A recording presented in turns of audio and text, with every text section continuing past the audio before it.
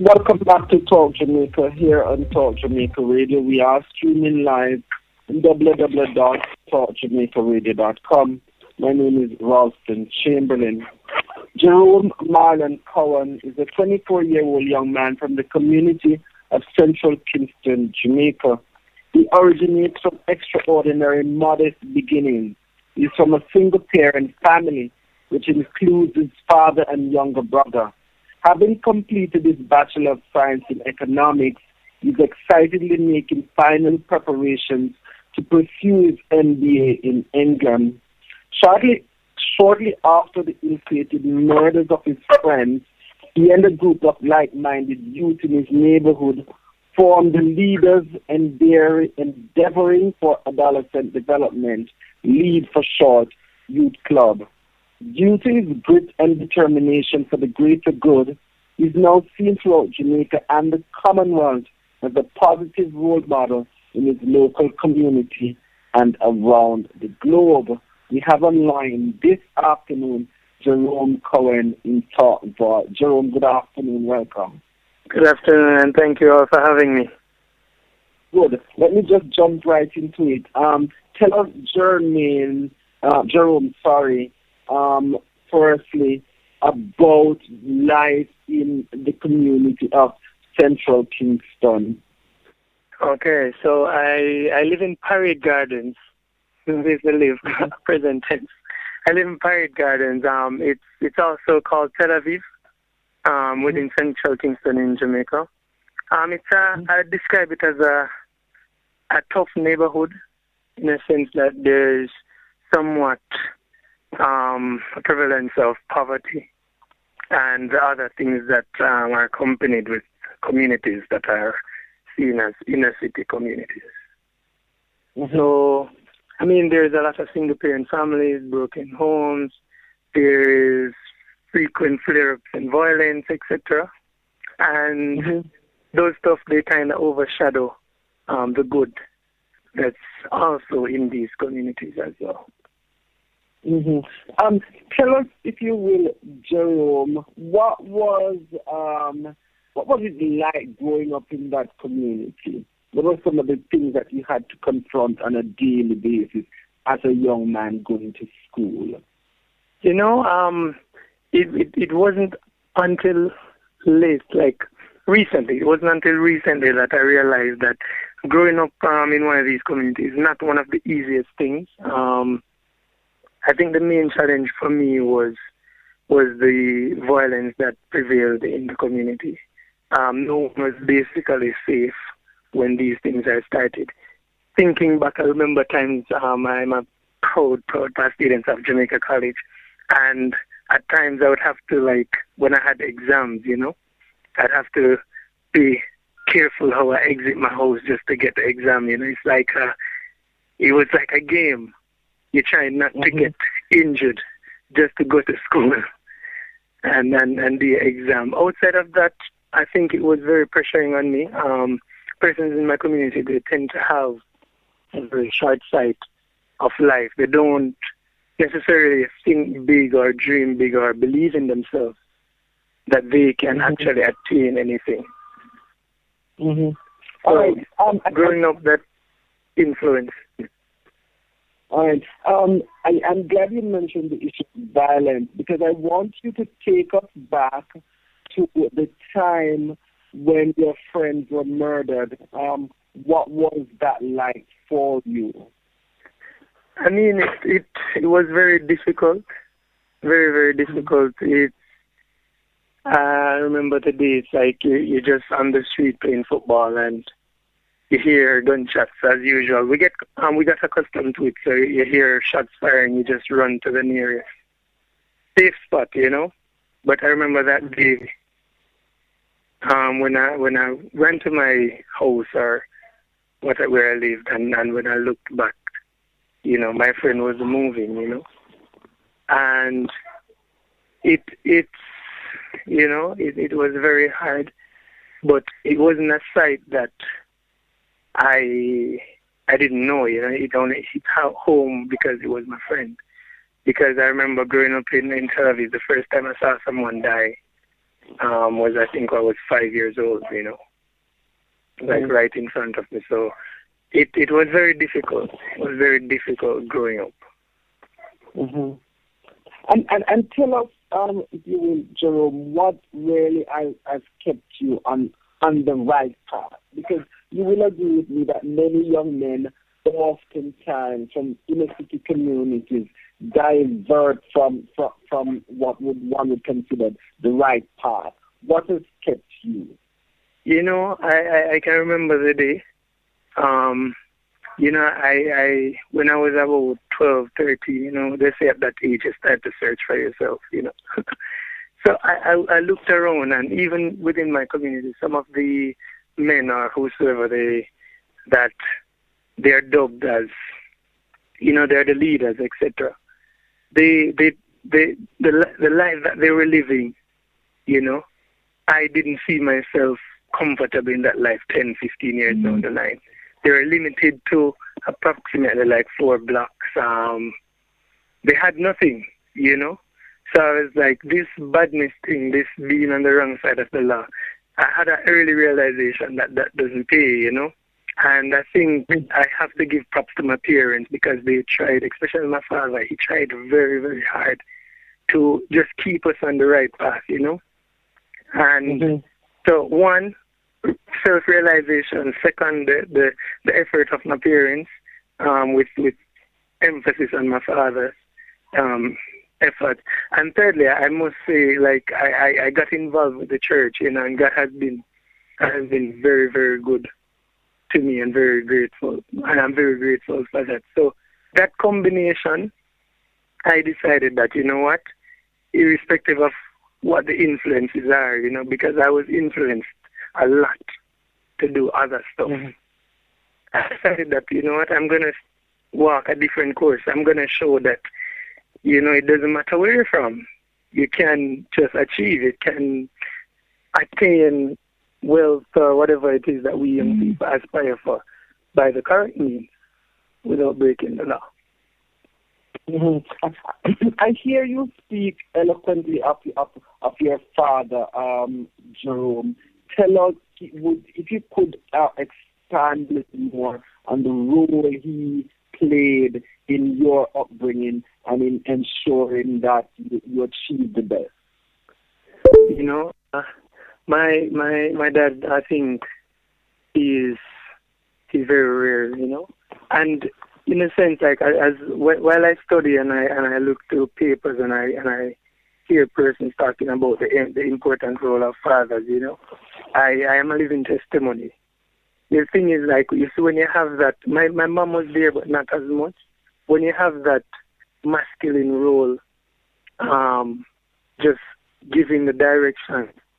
I think from when we're very little, like I can remember, like living with my mom and dad at that time. Like my mom would have to beat us for us to listen sometimes, But my dad was always that authoritative figure that he just had to talk, He just had to talk, and I recognize that fathers do have such an important influence, Mothers only, I've seen mothers only do it, and I respect them. But when the fathers are there, to complement that. So my father was just one of those persons who believe that he should be there for his kids. And it's not only me, I have to big up my sister who is now a lawyer and my brother who is doing his chess thing. So he pushed us all. He was like, you guys, you might live here, just don't put a foundation here, just aim higher, just dream bigger. There's a story that I like to tell. When I was in first form, second form, third form at Jamaica College, my father used to wake me up every single morning, and push me on his bicycle, because sometimes he couldn't manage. Push me on bicycle to the bus stop, And it's just that effort. I realized that, I had to do this for him, even if it's just for him. I had to do it. Okay. Talk to us, Jerome, about what led you towards the founding of LEAD. For our listeners, LEAD is Leaders Endeavoring for Adolescent Development. What really led to that? So within the community, one of the things we recognize it's a very politicized community, and anytime, like the only time things are done, it's when there's some, politics behind it, or there's some ulterior motive. We wanted, we started sitting on the corner, and we had this spot on the corner that we call it the positive corner, So only positive, no smoking, no drugs, no. And we just started meeting every Friday, every day, and a few of my friends were like, we should just try to turn this into an organization. And Miss Sandra Buchanan, she really led that process. She's a JP for the community. And really and truly, we just start a group of like-minded, positive persons. Because trust me, whichever community you hear the worst things about, there are some really brilliant, really positive persons living in those communities. And I've traveled through most of them in Kingston and met some of these extraordinary young people. And we just got some young people together and formalized it. We just started to look for activities that we could bring out the young people, the positive young people. And not only bring out the positive young people, we realized that we started to change the behaviors of some of the other young persons within the community as well. We started to develop a respect. We got the police on board. We got other organizations on board. And it has grown. Now there's leads in about 7 communities across Kingston and Kingston and St. Andrew. And we recently opened our very first branch in Colombia, in South America. So it just started from just wanting to have a community level organization without any political bias or anything, just pushing for youth development and youth leadership. And if you were to talk about some of the achievements of LEAD, what would those be? And there has been so much achievements. We have been in operation for about 10 years now, thanks to God. I think the Prime Minister's Youth Award and the Governor General's Youth Award, we were the first youth organization in the island to actually got those. That's the 2 highest youth awards. We have been recognized by the United Nations for entrepreneurship projects, where we started a thriving business inside the inner city, and young persons were able to earn an income from that and get training. So that's what 3 Commonwealth Youth Council for Educational Projects, and the last one is the International Nelson Mandela Gresham Marshall Award. I think that's huge for our organization and for me individually, where I was just recently in South Africa collecting that award. So it has been, we have been pushing, really pushing, and LEAD is now becoming an international name from outside the inner city of Jamaica. And I'm glad you mentioned the award, because these awards, I'm sure, are very personal to you. And tell us, how do you feel having got these awards? You speak of the Prime Minister's Youth Award for Excellence in Leadership. You speak of the Governor General Award for Excellence in Youth Excellence. How do you feel having got these awards? Honestly, I have some really good mentors. That's one of the things. I try to build a support system for myself. And one of my mentors told me, Elsie Aiken from Junior Achievement Jamaica, phenomenal woman. She said, Jerome, each time you get one of these, just take it as a stepping stone to push further, So I think that's just the motivation. I remember collecting that award and meeting the wife of the late and great Mr. Nelson Mandela. And the only thing that was in my mind in South Africa was, how can I bring some of, because I was in a room with so many governments, so many business people, some of the biggest NGOs this world has ever seen, Green Pea, etc. Only thing in my mind was, how can I bring some of this back to Tel Aviv in Jamaica? How can I get persons to help someone like how I have been helped? So that's just the energy that it gives. And I'm proud to say I've started 2 projects already. just adapt some donations to do a scholarship theme in January for 2 persons from our community. So getting these awards are just motivation to just keep going, keep helping people, and keep growing my organization. I hear you talk about lead being formed in Colombia. How did that get about? And if you could tell our listeners more about that. So one of the things, like I recently got a contract with the Colombian government to do some youth development programs over there and teach English as well. And while I was there, I just met a phenomenal group of young people that, they're trying to push themselves, but they just didn't have that organized sense. And truth be told, one day I just started a meeting. I just called a meeting together and I was like, hey, this is what I'm doing in Jamaica. I would love to have an office here. And from that, it just took off, So we have a branch. What we do, it's the same. We have the same objective, same mission as the one we have in Jamaica. But in Colombia, I don't know if it's because it's new, we've been seeing a lot more help, A lot of persons are stepping out. Okay, here's an office. You can use this office. How many computers do you need? Do you have any funding requirements, etc.? So that just really sprung up within 2-3 weeks, and it's going strong.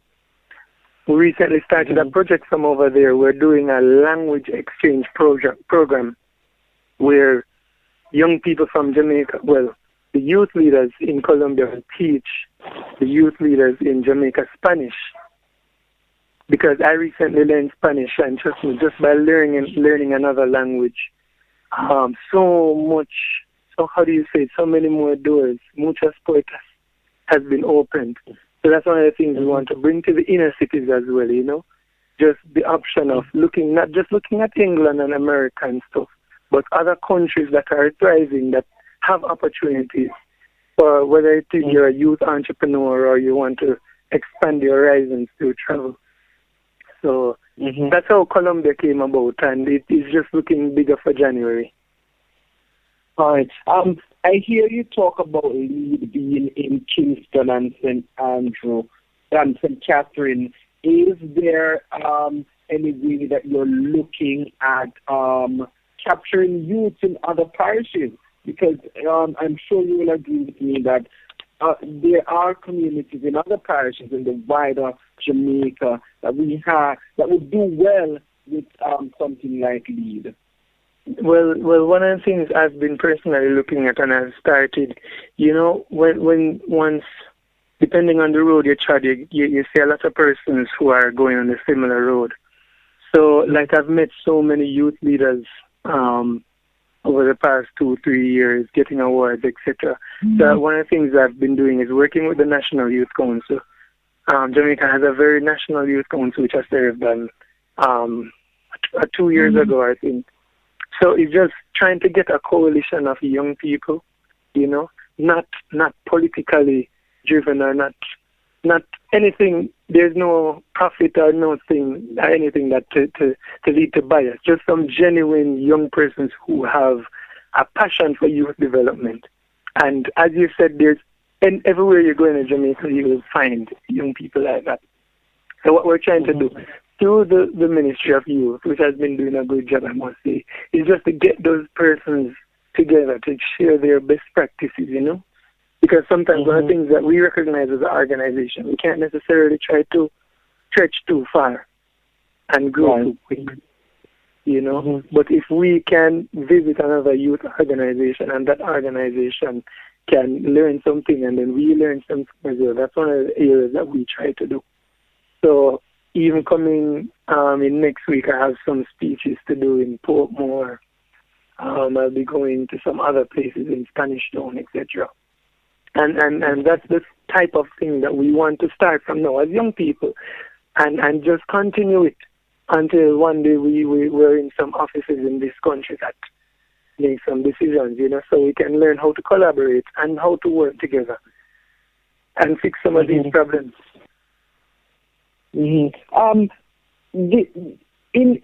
a a time when most of our young people feel disenfranchised. They feel that there's no hope. They feel that, all right, nothing not going to them. What kind of encouragement you, Jerome, as one would say, a successful youth leader, what kind of encouragement you would pass on to them? I mean, to the young people of Jamaica and even across the world, because I know your online station is international, you know. I mean, I would just tell you to just continue doing it, continue pushing towards that positive thing. For me personally, there was a lot of things that tried to stop me or that got me down at times. But if you're a believer in God, whichever your God is, just continue to look towards God. Continue to try. Just find that inner purpose and just push towards it. Don't let anyone look down on it because of your age or because of where you are educationally, etc. Just continue to go after your passion and just stay true to yourself. And trust me, you'll make it where you want to go, irrespective of where you're from or whatever anyone tells you. And I think, Jerome, that's the perfect note on which to end this discussion. We want to thank you for having come and shared with us what you've been through and what your hope for inner city youth in Jamaica. And we, Talk Jamaica, want to wish you all the best in your endeavor. And we look forward again to speaking with you as the time goes by. Definitely, and on that note, just thank you guys as well for continuing to put these stories out there, you know. I was a regular listener in Colombia, and you guys are doing an excellent job, so thank you for helping to do what's right for Jamaica. All right, thank you very much. Listeners, in case you're just joining us, we were speaking with Jerome Marlon Cowan. He's a 24-year-old young man from the community of Central Kingston who has really excelled in putting forward youth leadership and in ensuring that persons are not stigmatized by where they are from.